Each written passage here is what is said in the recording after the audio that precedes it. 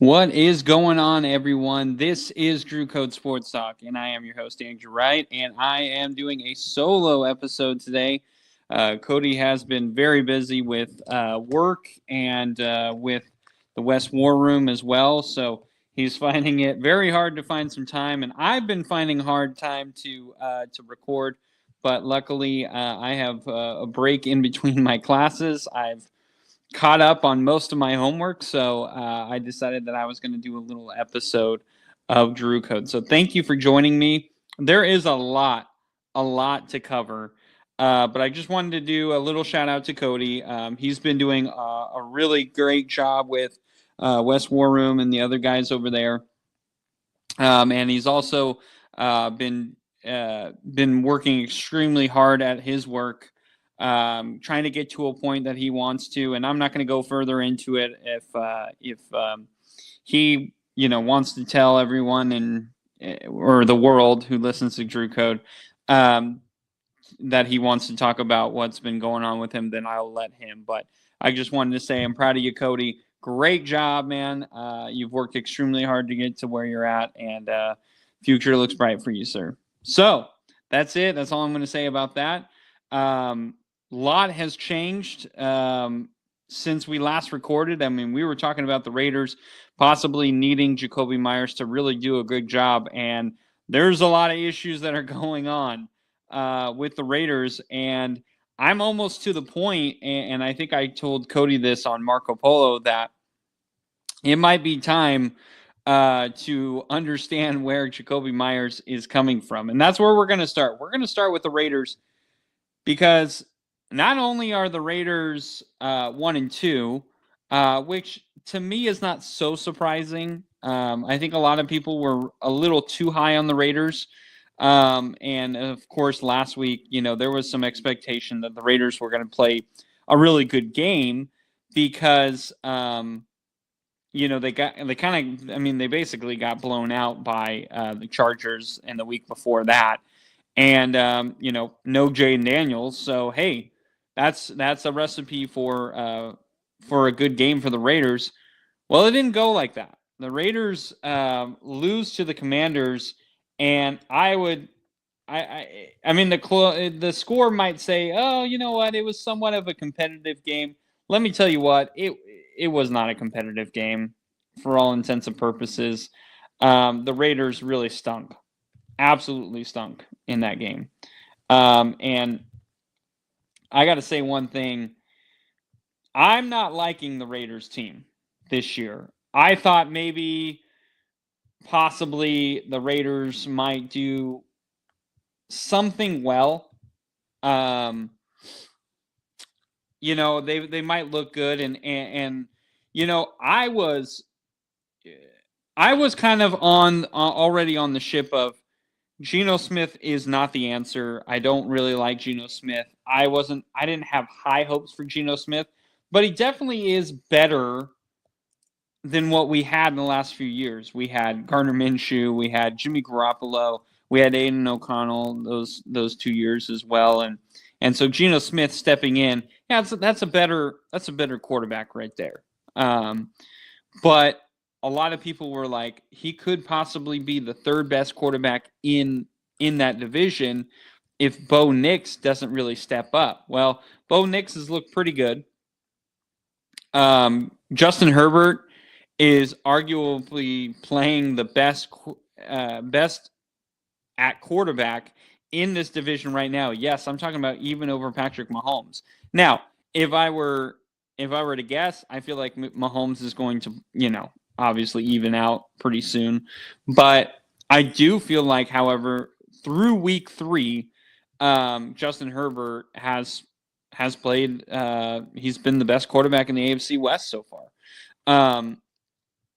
And so I was a little like, maybe Geno Smith could be considered the third best quarterback in the division. But even if he's the worst one, this is still a really talented division. And this is a talented Raiders team where I thought, hey, it's going to be great. The Raiders they're going to be competitive. And I didn't think we were going to make the playoffs. I wasn't going to go that far, but I did feel, however, Like the Raiders could be, I think at most at 7-8 wins. I think I was still hovering around 6 wins, um, possibly less, but I was still hovering around 6. I think Cody was a little more on the upside. I think he was about 7 or 8. So yeah, I mean, it was looking promising, And then you see week 1, they beat the Patriots. Defense looked good. Offense had some real sparking moments, and it was great. And then they go into week 2, and they just, the defense again looked good, but offense couldn't do anything. And Geno Smith throws 3 interceptions, and it was like, okay, all right, now we know. And then it was going against the Commanders in week 3 in Washington, and you think, okay, well, without Daniels, the Raiders are going to be in this game. If I'm being honest, I felt like the Raiders were going to be, this was a game that they're going to lose, because every time the Raiders play a team that ends up having to start a backup, they always find a way to lose these games. It's just like the Raider way. It doesn't matter who the coach is, who the quarterback is. We always find a way to lose these games. And listen, I know that there was 41 points put on us, but if you watch that game, you have to say the defense played well, at least well enough to keep us in the game if the offense were going back and forth with them. Like, the defense did create opportunities for the offense, and the offense couldn't do anything. And then everyone looks at the numbers and go, Geno Smith, hey, he wasn't the problem. He had 3 touchdowns. You know what I've noticed in the past 3 weeks? Here are the problems that the Raiders have. Offensive line is horrendous. The offensive line gives almost 0 time to throw to Geno Smith. And when they do, it seems that the receivers are not creating separation, or Geno Smith steps into a sack. And I know a lot of you Derek Carr haters remember that, and I'll admit, Derek Carr a lot of times would climb the pocket, and when he climbed the pocket, there was a good amount of times where he would end up getting a sack. He would climb into the pocket and into a sack instead of stepping up maybe once, or feeling that pocket is collapsing real soon, and maybe just kind of roll out a little bit and set your feet there. And so there was a lot of times that I've seen so far that Geno Smith is doing the same thing, and it feels like he's leaving that ball out there too much. There's going to be a lot more fumbles with Geno Smith if he continues to do that. He climbs the pocket, then he tries to break a tackle from the sack, and he leaves the ball out in the open. And I'm getting very nervous that is going to turn into a fumble very, very soon, and it's going to cause us to lose some games. I think the Raiders are going to be better against the Bears, and the reason being is I think the Bears defense is not as good as it used to be. It's still pretty good, but I do think there can be some success. We have to run the football. We have to run the football. You do not draft Ashton Genty 6th overall and not use him the way they have not been using him so far. Like, it makes 0 sense of why we're not using him. You need to put Jackson Powers-Johnson into the offensive line. He needs to be more prominent. Either center, probably center. It just, again, it makes 0 sense why he's not there. Why they're using the other guy. To me, it's dumb mistakes that we're making that I didn't think that Coach Carroll would make. And maybe it's not Carroll, maybe it's the other guys, maybe it's Chip Kelly, who knows. But I just didn't think that you would look at that offensive lineman who had a great rookie year last year and not use him this year. To me, it doesn't make any sense. But these guys get paid more than I do to do these types of, or to make these types of decisions. So I could be completely missing it. But for the most part, I think a lot of Raider fans are in agreement that JPJ needs to be a more prominent offensive lineman on this team. And another thing I did want to bring up is Polomeo, the safety next to Chin. He's been awful in coverage. He has been awful. I am sorry. I am not a guy who usually likes to come on here and like rip a dude, but he has been awful in coverage, and even in stopping the run, he hasn't been fantastic.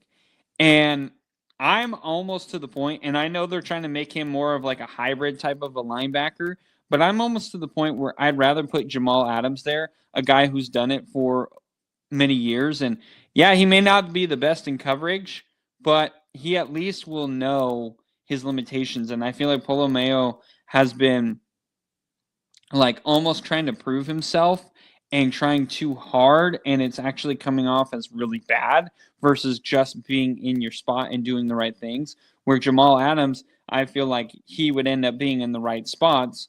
He may not have the speed or the IQ of blocking a receiver or tight end as much as you would want, but at least he would be there for a tackle, where I think Polomeo is getting just absolutely burned and, caught off guard and not in position. And it's been bad. I feel like he needs to be out of games. Like he should only be coming in here and there to give guys breaks. Like he's not been good. So call me cynical or you're hating on a guy too much, but it's been bad. So the last question I have on this one that I wrote down in my notes is there any hope for the Raiders this year?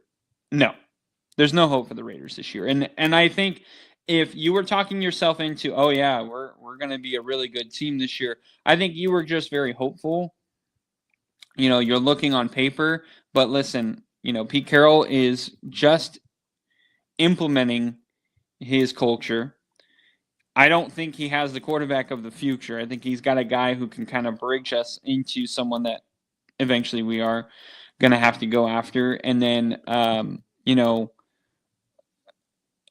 if you weren't concerned about the offensive line, we are now. And that's going to drive us all year long. And so if it's not getting better, which it hasn't so far, there's not much hope for the Raiders this year. So temper your expectations. I still think they could get to 6 wins. I mean, this Bears game, they could win potentially. The Colts game, it looks like that's going to be a loss. The Titans is going to be a tough game for us, but it's at home, so I think that could be a win. And you have the Chiefs. I think that's a loss. Jaguars, you never know what Jaguar team you're going to get, so that could be potentially a win. Broncos, Cowboys, I think could possibly be a win. Browns could possibly be a win. So there's some wins here. Texans, Giants, I don't know. Chargers again, and Broncos and Chiefs. But I think there's some wins that can be had out here. It really just determines what team shows up for the other, on the opposite side, and what Raiders team shows up. So that's kind of my tidbit on the Raiders. But yeah, if you're a Raider fan, listen, this year is not going to be our year that we get into the playoffs. This is a year of rebuilding. We need to rebuild even more. The only concern that I have right now is there's not too many college quarterbacks that are looking like, Arch Manning was supposed to be the dude. Everyone was talking about Arch Manning. He hasn't lived up to that expectation so far. And so a lot of people have like, okay, well, maybe it's this guy. And no one really has taken the reins from Arch Manning. Everyone's kind of hoping that Manning will figure it out. And so it's a little concerning because if the Raiders don't like any of these college quarterbacks, it needs to be offensive line. We cannot go after anybody else. The defense needs help, of course, but our first round pick needs to be offensive line. It should not even be close to defense. Because right now the defense is actually playing pretty decent. And yeah, we need some more guys, but I don't think we need like first round talent. I just think we need dudes who can play football, guys that you can find in the draft who just love the game. And an offensive line needs to be a first round pick. So unless there's a quarterback that is waiting that looks fantastic for the Raiders, that's the only other pick I would go after in this next year. All right. So I kind of wanted to go into the spread pick. So at first I wanted to talk about the NFC West because the NFC West is killing it right now. I honestly, I think they are the best division in football right now. But I kind of wanted to do the spread picks. Cody doesn't. Well, Cody likes doing them, but he doesn't feel as confident. So when he's not around, I like to do it even more. So I'm gonna go through all the games, and I'm gonna give you who the favorite is and what the spread is, and whether I think they're gonna cover or if they're gonna if it's gonna be, well, you guys know. If you know betting, I'm fumbling over my words here. Sorry right now. If you know anything about betting, cover, over, whatever it is, this is where we're gonna go into it. So let's go into the Thursday night game where you have the Arizona Cardinals at Arizona, excuse me, against the Seattle Seahawks. And the Cardinals are favored at 1.5. Now, that kind of surprised me that the Cardinals are favored, but I do believe it's because they're home. And the Cardinals have been playing really well. And speaking of the NFC West, like I was saying, this is a tough matchup. But the way that the Seahawks have been dismantling other teams with their defense, and then Sam Darnold just absolutely chucking the football, I don't see the Seahawks losing in this game. I'm gonna pick the Seahawks to not only cover but to flat out win. So I have the Seahawks at plus 1.5. All right. So starting with now, we're in Sunday mornings. Now this game is the Dublin game in Ireland, and it is the Pittsburgh Steelers. Steelers are going to be the home team. And the Vikings. The Vikings are a 1.5 favorite. I'm actually going to pick the Steelers here. The Vikings played absolutely phenomenal defense this past Sunday. But I think not only travel is going to hurt them, but what also is going to hurt them is they really don't have a quarterback that I trust. And I know everyone wants to look at the Minnesota Vikings and look at their score and be like, oh my goodness, like, look at how much they've done. But listen, I think Aaron Rodgers, who's an experienced guy, he knows how to handle these types of games. Steelers defense always travels, so I think this is going to be a very defensive game. But I just trust Aaron Rodgers over the Vikings quarterback any day. And so I actually have the Steelers to cover here, and I actually think they're going to win. So then we have the next game. So that game is at 6:30 a.m. Just a heads up. So you fantasy football players there, that game is 6:30 a.m. For Pacific time. So make sure that you lock in your lineups early because otherwise you might have a guy that you didn't want in. Because if you have any offensive players on the Steelers or the Vikings, probably don't play them. Going to be a defensive game for sure. All right, so 10 a.m. slot. So we have first the Washington Commanders at Atlanta Falcons. The Commanders are favored in 2.5. I like the Falcons to cover. I think the Commanders win. Here's why. I know. The Falcons got blown out, shut out by the Carolina Panthers. How are you going to pick the Falcons? Well, if there's something that I've noticed a trend of over the years is when a team gets absolutely blown out, they come back the next week and they actually play really good. This number at 2.5 is a little tight, but I do think, however, that the Falcons are going to find a way to be in the game, and I'm going to pick them, especially when you have the Commanders who Marcus Mariota looked great in his first week. Now there's a little bit of, okay, this is kind of what the Commanders want to do. I think the Falcons are going to have some success against the Commanders. Maybe the Commanders win it last second, but I think the Falcons are going to cover the spread here. But I do think the Commanders will win this game. All right. So the next game, we have the New Orleans Saints at Buffalo Bills. Now, the Bills are favored at 15.5. That is a huge number. And back in the day, or last year, I would have been like, that's a big number. I'm picking the Saints all day. But I don't think the Saints are going to have an answer for the Bills anything. I think the Saints defense is pretty good, but I think Josh Allen has been that much better all year long so far. Jared Cook has been phenomenal as the running back for the Buffalo Bills. And then that Bills defense is not going to let Spencer Rattler do anything. So I feel like it's going to be it's at least going to be a Bills win by 17. Maybe a garbage. If the Saints get a garbage time touchdown to cover the spread, I'm going to be so pissed. But I am going to pick the Bills to not only outright win, but win the 15.5. They're going to cover the spread there. Excuse me. All right. So you have the Cleveland Browns at the Detroit Lions. Now, the Browns just came off of a big-time win. The Lions also came off of a big-time win as well. And this is where I think the Browns, because the Lions are feeling good about themselves, hey, we've got it.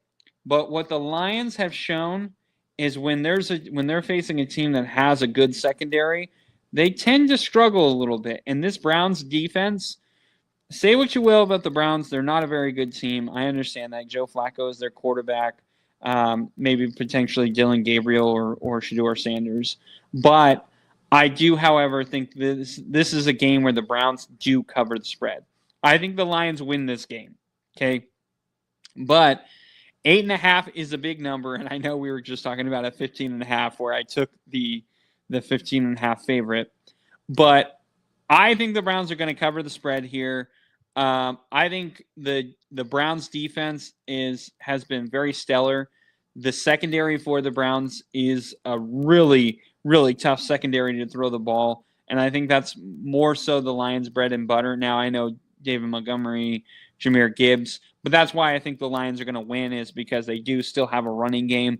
But the passing game is going to be limited, which means the Lions are not going to put up as many points as a lot of people may think they will. And I think the Browns, like I said, they're a methodical team. They're not going to wow you with scoring 40 points or even 30 points, but they're going to be in games. And as long as their defense holds up, I think their offense complements it somewhat well. So I think the Lions are going to win, but I have the Browns to cover. So we have the Carolina Panthers at the New England Patriots. Battle of the 1 and 2 teams. This is an interesting game. I do think because the Panthers did end up just crushing the Falcons. Oh, I'm sorry. The Patriots are a 4.5 favorite. I do think, however, that the Panthers, since they crushed the Falcons, I do think they come in with a little bit of confidence. Probably start off really hot, but start to slow down a little bit. I think the Patriots are going to have to be in the third quarter, fourth quarter. They might be down and then take a lead late. So I think the Patriots are going to win this game, but I do have the Carolina Panthers to cover. That Patriots defense has been very wishy-washy, and the offense hasn't been great. Drake May hasn't been perfect, but I do think they're going to put a lot of pressure on Bryce Young, which means Chuba Hubbard is going to have a big game. I do think like I said, the Panthers are going to come out hot and they're going to start slowing down. And so that's why I have the Patriots winning, but the Panthers to cover. All right. Another 10 a.m. game. We have the Los Angeles Chargers at the New York Giants. The Chargers are favored at 5.5. Now, this is usually a big number. 5.5 is a big number. But now they're switching to Jackson Dart. I think there might be some quick points here by the Giants. They're going to create, a game plan, and they're going to show, hey, Jackson Dart can run, but he also can throw. They're going to have a mixture of things. But the way that the Chargers defense has been playing, I think they're going to handle a rookie with no problem. They're going to handle a rookie with no problem. And then they're not going to be scared of Cam Scatterboo, even though I do think Scatterboo will have some success in the running game. So I do think, however, the Chargers – now, the Giants' defense is a really good defense. But I think Justin Herbert, the way he's been playing so far, the downside is Najee Harris is hurt. But Amarian Hampton really stepped up last week. I think the Chargers win this game, and I also think they cover the spread. So I have the Chargers overall with the over the 5.5. All right. So the next 10 a.m. game, we have the Philadelphia Eagles at the Tampa Bay Buccaneers. The Eagles are favored at 3.5. I actually think the Eagles are going to lose this game. I have the Buccaneers outright winning this game. Like I said, the Eagles are favored at 3.5. I think the Buccaneers not only cover, but they win this game. I think the Buccaneers are a well-oiled machine right now.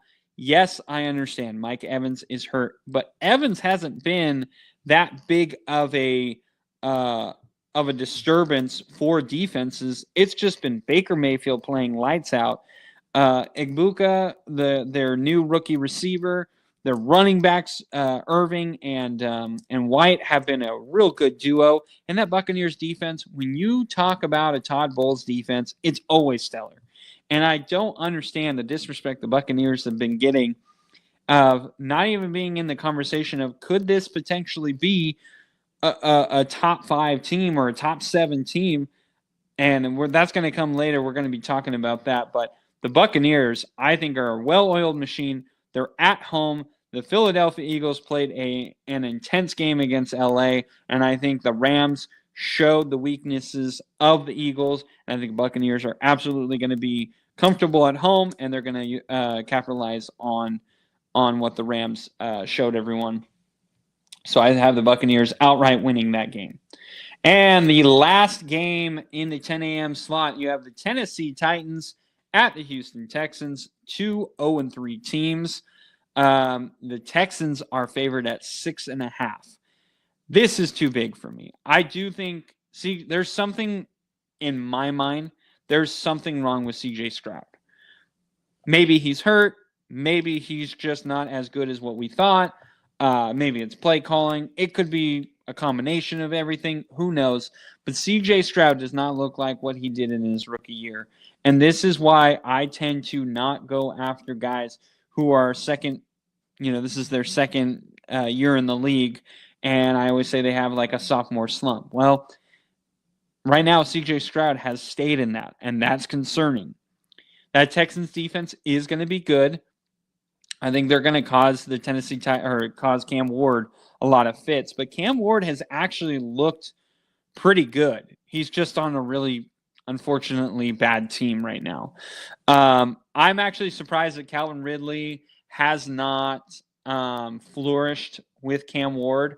I think it's him not being able to create separation like he used to, and I think that's becoming a concern. But I do think, however, that the Texans are going to win this game, but I have the Titans covering. The Titans' defense is not terrible, and their offense is not terrible, and I don't think the Texans are that much high and above the Titans, and 6.5 is a big number. So I have the Titans covering, but I have the Texans winning. All right, so we have a couple of 105 games. Now, these are all Pacific time, so bear with me on that. But yes, so the 105 game, we have the Indianapolis Colts at the Los Angeles Rams. So I actually and the Rams are favored at 3.5.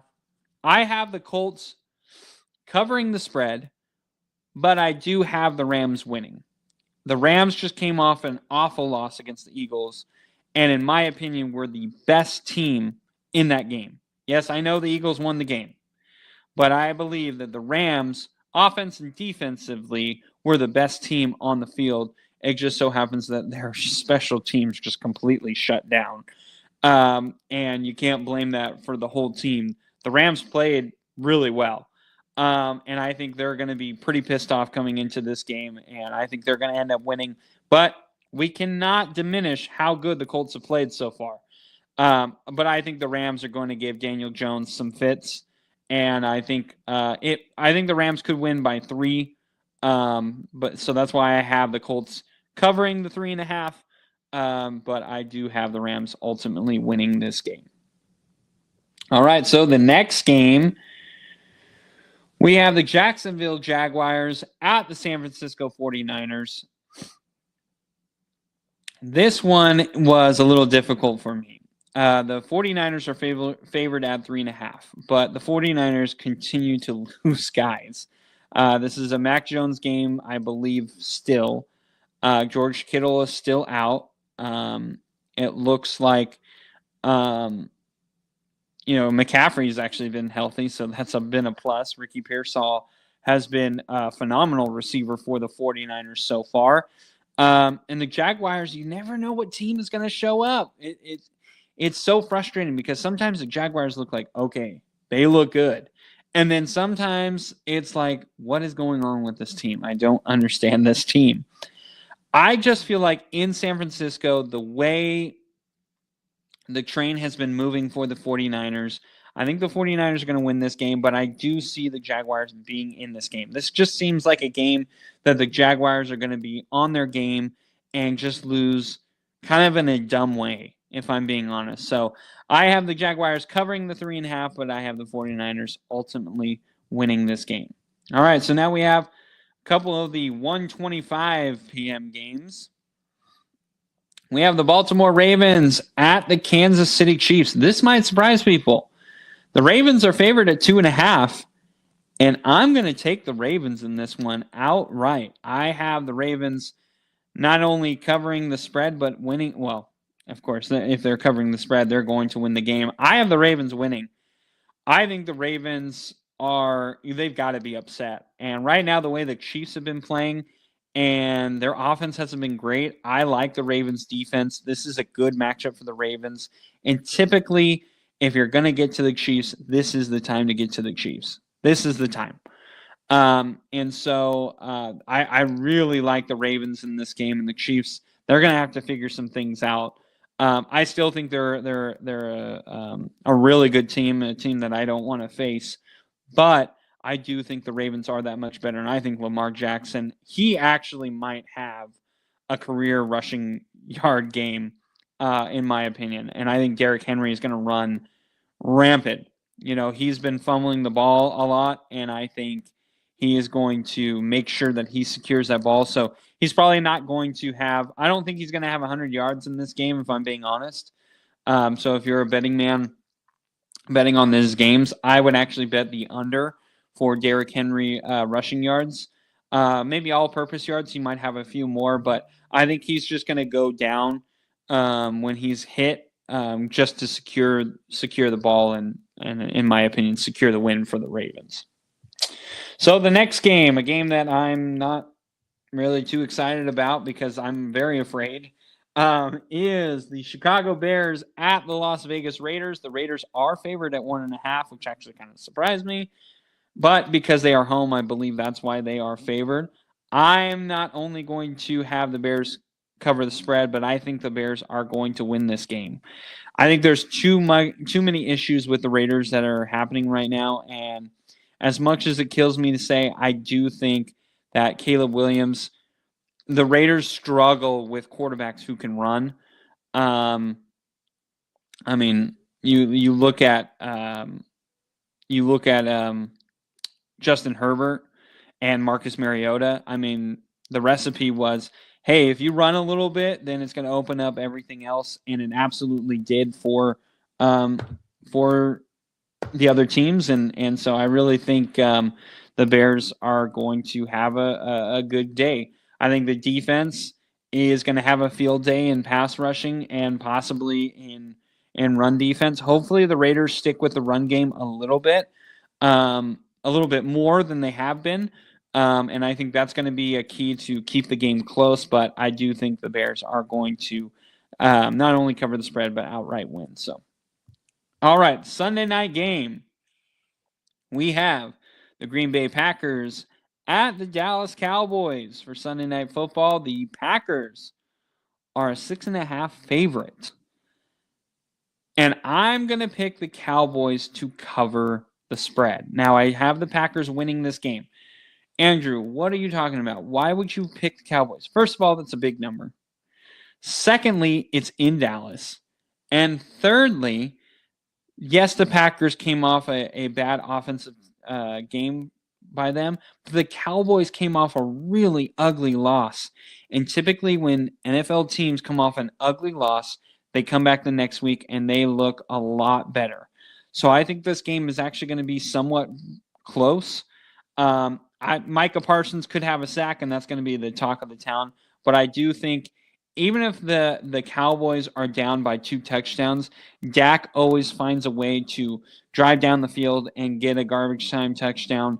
And I think they're going to probably either 2-point conversion or they might get another field goal like real late. I think, however, the Cowboys are going to cover the spread. Like I said, I have the Packers outright winning, but the Packers winning, but I have the Cowboys to cover the spread. All right, and we have 2 Monday night games. I hate these. NFL. Stop with the 2 Monday night football games. It doesn't work. Some people are still at work when they're watching it, and it's great for the East Coast, but for the West Coast, it sucks. And then the later games, it sucks for the East Coast, and it's great for the West Coast. Find a middle, which means find one game, stick to it, stop doing these 2 Monday night games. However, the first Monday night game at 4:15 p.m. Pacific time is going to be the New York Jets at the Miami Dolphins. The Dolphins are 2.5 favorites. They're both 0-3. I actually have the Jets covering the spread. I do, however, see the Dolphins winning this game. It's in Miami. It's Monday night. I think Tua's going to look pretty good. And right now, Justin Fields is still hurt for the Jets. So without him, I think it's going to be very tough for the Jets. And I do think the Dolphins had some life last week. They looked not awful against the Buffalo Bills. Now, that's why I think the Buffalo Bills are that much better.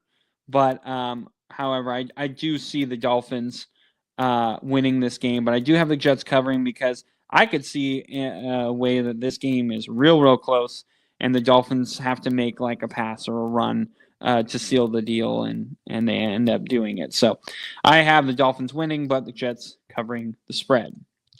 All right, and the final Monday night game, we have the Cincinnati Bengals at the Denver Broncos.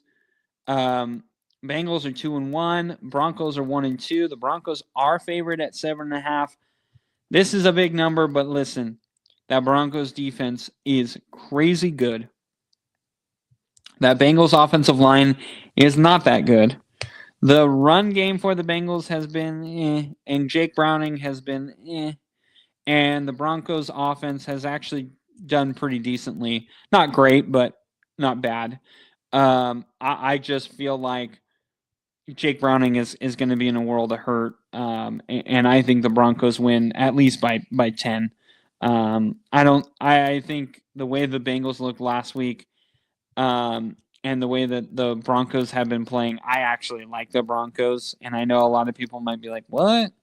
Didn't they lose last week?" But listen, the Broncos, I think, are the way better team, and I think we can all agree on that. I think the Bengals have kind of benefited from their schedule so far, and the Broncos have kind of been hit a little hard with the schedule they've been in so far. So I have the Broncos covering the spread and outright winning. So there you go. Those are the spread picks that I have. If you are interested in betting, maybe not all of those, but the ones that I really feel strongly about, I like the Cowboys pick. I like the Ravens pick. I like the Colts pick, the Titans pick, and the Buccaneers pick. Those are like my favorite ones that I've taken, that I feel really strongly and good about. So take that what you will. All right, so I wanted to talk about the top 7 NFL teams according to Drew, part of Drew Code. And this is just my opinion. That Cody had nothing to do with this. So if you're coming at him, you're coming at the wrong person there. So I'm going to go from 1 to 7. There might be some controversy, but these are not only teams that I've been watching that I feel like have been really good, but this is teams that, yeah, they may have lost a game or 2 games or whatever, but I trust them more than whoever else is on that list. And so, again, this is just my opinion. You could hate it or love it, but let's just go into it. So the number 1 team, I have the Buffalo Bills. The Bills are the best team in football right now. Their defense is playing pretty good. Josh Allen is playing tremendous football right now.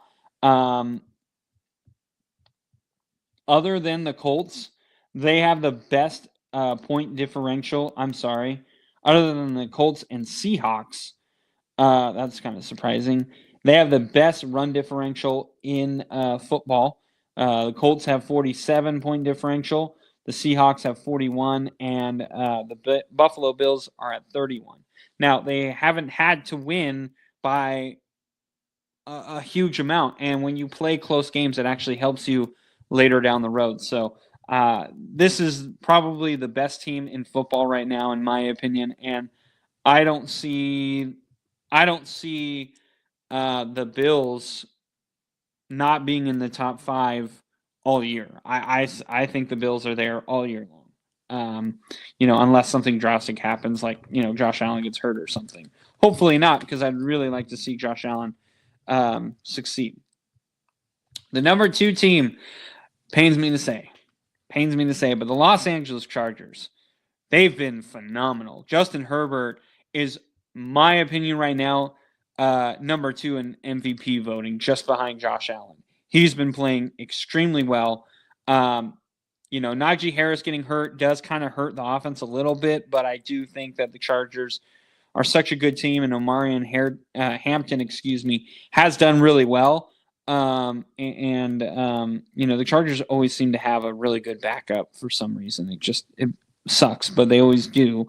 And so I think they're going to be fine there. Keenan Allen still being a factor on this team is kind of wild. And the receivers have gotten a lot better. And then that defense has been real good. I thought maybe, the Raiders, of course, you're going to play good against the Raiders. Everyone was talking about this Chargers defense. But last week, the Chargers really showed, hey, we got a defense. Yeah, we'd love to have Khalil Mack, and when he comes back, and he is, we're going to be that much better, but we're still that good. And so that's scary. So I know a lot of people might disagree with me here. They're the Super Bowl champions. They should be way up here. I do have the Philadelphia Eagles at number 3. I don't think they've looked great. I think they are actually, like I said, I believe they're going to lose this week to the Buccaneers.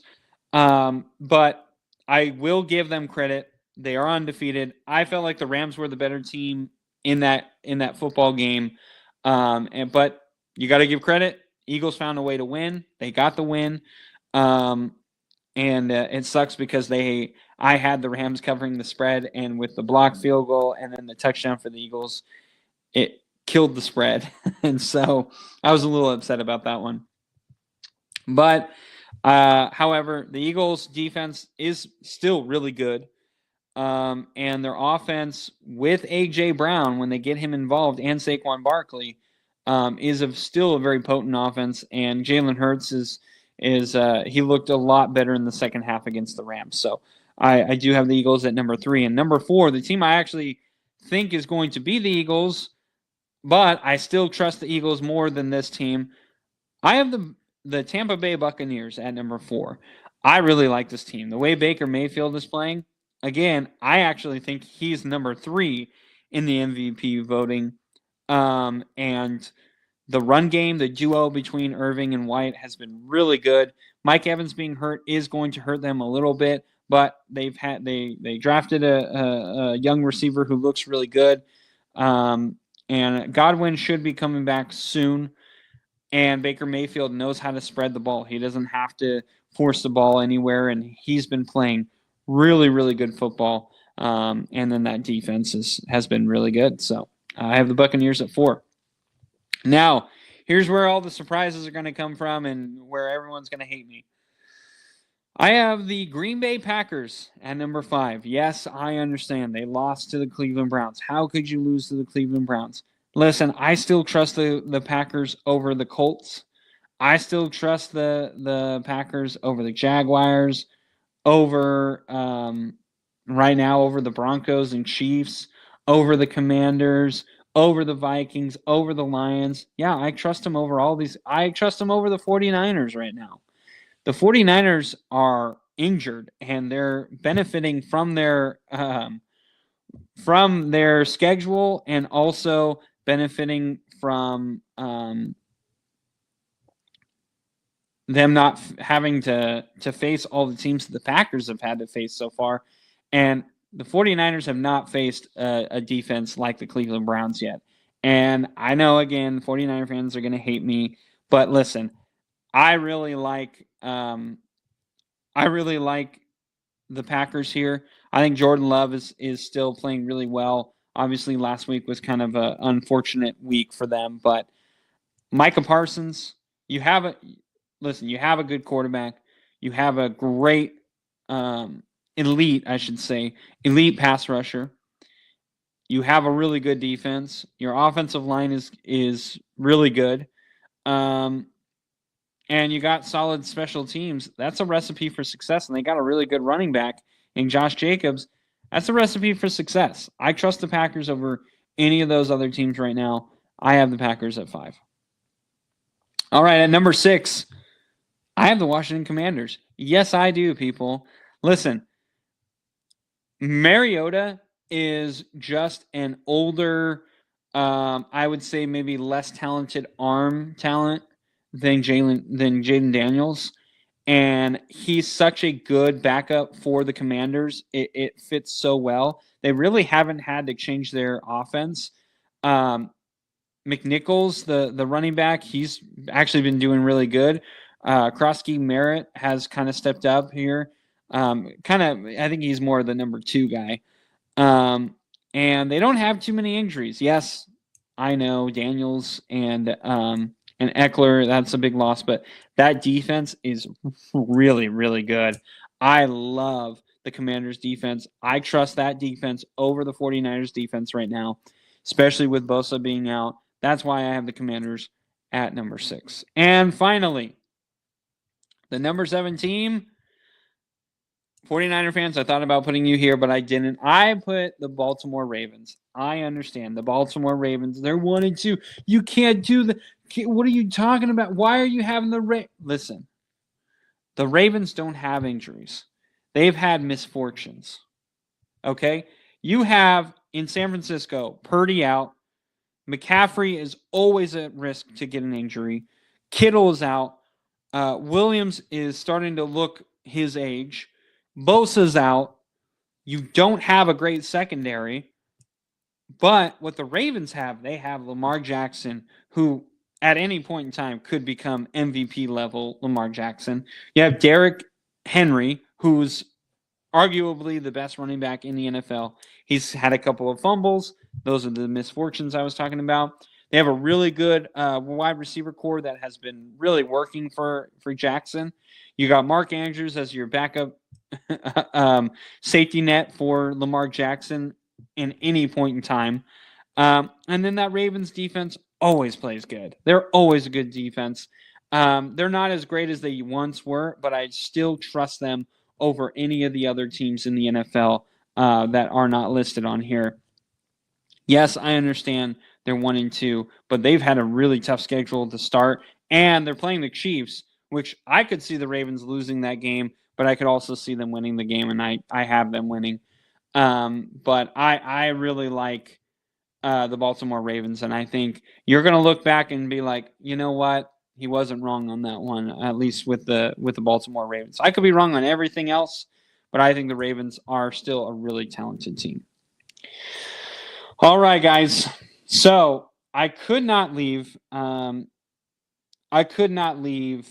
This this show, fumbling over my words, without talking about Major League Baseball. And I did want to talk about the San Francisco Giants just for a quick bit. They're out. They're out of the playoffs. They are no longer in contention for the playoffs. I mean, I think there's still like a slight chance, but it's not going to happen. The Reds and Diamondbacks are 3 games ahead of us, which is unfortunate. And I was hoping that the Giants would make a push to the wild card, but unfortunately they didn't. And I just wanted to listen. The pitching has been pretty good. Obviously, bullpen, we traded away a lot of guys, but we're going to have to get better there. We need to find a closer. That is number one. We do not have a closer. We don't have a guy who's been playing well that, hey, maybe we'll just put him at closer. Some people are arguing Randy Rodriguez. I think the reason Randy Rodriguez has been more successful is because he hasn't had the pressure of being a closer. You can't have Ryan Walker. He's been a head case. Obviously, Camilo Doval has been dying in New York for the Yankees, so you're not going to sign him back.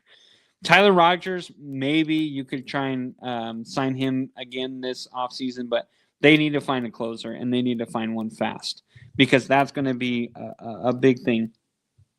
But what I put in my notes here is they need to sign a big name hitter. They need to sign someone who is someone that they can really use in the lineup. That we're missing hitters. You know, Rafael Devers has been nice, and Willie Adames and Matt Chapman at some points, but we need a guy who's not only a threat to hit a home run like we do in Devers and Adames and Chapman, but we also need a guy who can hit a little bit better batting average wise. I'm not talking about we need a guy who's going to hit 300, but we need a little more consistency from our bats. And the number one guy that I think the Giants should do anything and everything they can to get is Kyle Tucker. Now, will he leave the Cubs? I don't know. But they need to drop money. And Kyle Tucker would be the guy that you go after. I understand he's 28. He's probably going to be towards the end of his prime, but really he's a good defender. He's not great, but he's good. And he's got some speed. He can steal some bags for you. And he's got a big bat. He is a power hitting bat. And he can hit for average. He's about a 270, 260 hitter. Even if he's a 250 hitter, that's still a little bit better than what we have with a lot of the inconsistencies that we have on the rest of this team. Another guy that I would like the Giants to go after, but probably he won't leave, would be Kyle Schwarber. He's an upcoming free agent, but I think he stays with the Phillies. But he's another big bat, and he's a guy who you can lead off. And that's another position that we need. We need a really good bat to be a leadoff hitter, and Kyle Schwarber would fill that perfectly. Another guy that I think the Giants should go after here in this offseason, a lot of people say Pete Alonso. Now we have a first baseman. I wouldn't mind Pete Alonso, but he would be a lot of DH, and we already have Devers, who's kind of doing first base and DH, and I mean, maybe you could do him at third base every now and then, but with Bryce Eldridge coming up, and he's been making really good contact, I just don't think Pete Alonso fits on this team. You're not going to pay a lot of money for a guy who's you may not find a spot for him, to be honest. Another guy I'd like the Giants to go after, Michael King from the Padres. I think that would be a good fit, even though I think he's going to stay in San Diego. Dylan Cease would be a great pickup for the Giants. He's a guy that I think would not only be a good fit for the Giants, but I think he'd also benefit from being in Oracle Park because he has been giving up the long ball a little bit more this year. His ERA is inflated to 4.61. Which is not great, but I think he would benefit from being in San Francisco and being in a good ballpark like that. Ranger Suarez is another good name that I see on here. So yeah, those are just kind of like the top 10 guys that I see coming up that are potential free agents that I would really want to see the Giants go after. They're only going to be able to pay one, maybe two of those guys. And I think Dylan Cease would be a really good fit. And like I said, I think you have to go after Kyle Tucker. I think you get those two guys, you're fixing a lot of problems already. All right. So I wanted to go in the top 7 MLB teams. Obviously, with the playoffs coming up, these are going to be pretty much all playoff teams for obvious reasons. So I'm going to try and run through this pretty quickly because I am running out of time because I got to go to class. So, top 7, my number 1 team is the Los Angeles Dodgers. Listen, I understand that they don't have the best record in baseball, that they haven't been playing the best baseball out of anyone right now. You can make the argument that the Brewers have been the best team so far. You can even make a case for the Phillies. But what I like about the Dodgers is even in chaos, even in turmoil, they haven't been playing great. They're getting healthy, and they're still finding ways to win games. There were games against the Giants where the Giants were in the lead and coming out strong, and then all of a sudden the Dodgers just kept grinding at bats, getting rid of a pitcher, getting another guy, seeing the pitches that they needed. They stay calm under pressure. The Dodgers, as much as it hurts to say, I think the Dodgers are the number 1 team in baseball right now. The number 2 team, I have the Philadelphia Phillies. Now, again, this goes to what I was talking about with the NFL too. These are teams that I trust. These are teams that in the playoffs, I think they're still going to be really good no matter what the record was or how they've been playing lately. The Philadelphia Phillies have been really good, and I trust them a lot. The only issue is they've been getting hurt a little bit more. They lost their number 1 pitcher, and I think that's going to be their downfall. Is no Zach Wheeler. Real Muto has been hurt on and off a little bit lately. I'm a little nervous for the Phillies, but I still trust them over any other team in baseball right now, other than the Dodgers. And also, the run differential, you cannot deny. The Dodgers have a plus 125. The Phillies have a plus 121. But the best run differential in baseball all year long, the Milwaukee Brewers, and they are my number 3 team, a plus 173. They're too young. They are too young right now. I don't see them making a big push in the playoffs, but I do think they're still a team that you have to be worried about, of course. But I think their pitching is a little inexperienced. I think their hitting is a little inexperienced, and it's going to come about in the postseason. I think you're going to see a lot of their weaknesses. So yeah, I have the Milwaukee Brewers at number 3. And number 4, the team that is 6.5 games behind them is the Chicago Cubs. They have a plus 123 run differential. Kyle Tucker is getting healthy. Their pitching has been good. I think their pitching is going to struggle in the postseason. I really do. They have really good hitters, and I think their defense has been really good. So that's going to win them some games in the postseason. But overall, I do think that the Cubs right now are the 4th best team in baseball. All right. Number 5, and I love saying this, I have the Seattle Mariners. The Mariners did what they needed to do at the trade deadline, and they got someone that can hit for power, that will help their pitching a little bit. The Mariners went from, they're probably a 500 team to they could win the American League and possibly be in the World Series. The Mariners are an interesting team. Now, again, you have a lot of inexperience. You have a lot of makeshift guys that, not a lot of cohesion. So that could come into factor. I could see like a Houston Astros if they get in, or a Tigers or Guardians sneak some games and beat them, or even the Blue Jays, or even the Yankees. But I think the Mariners, they're my favorite to win the American League right now. Yeah, I said it. They are my favorite. I have the Mariners at 5, and they only have a plus 69 run differential. So take that. Number 6, I have the Toronto Blue Jays. That's right, the Toronto Blue Jays with a plus 63 run differential.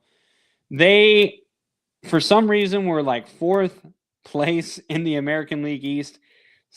All of a sudden started getting hot and never stopped. And now they are leading the American League East by 1 game over the Yankees. I trust them over the Yankees. Right now, I just, the Yankees have a great run differential. They're only a game back, but in the postseason, we've seen what the Yankees have done before. It's not much. And my number 7 team, this might surprise you, a lot of people, and I think Cody thinks he knows what I'm going to say, but I'm going to go to the opposite. I'm actually going to go with San Diego Padres. They have been very quiet. They're a game and a half behind the Dodgers in arguably one of the toughest divisions all year long. The